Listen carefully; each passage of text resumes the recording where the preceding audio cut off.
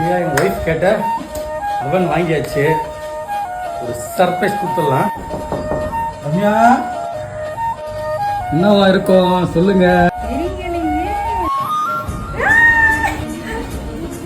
Cake என்ன chicken இனிமேல் சாப்பிட்டுனே இருக்க வேண்டியதுதான். ஓகேவா? நல்லா இருக்குதா? வாழ்த்துக்கள். நீங்க பிறந்தநாள் வாழ்த்துக்கள்.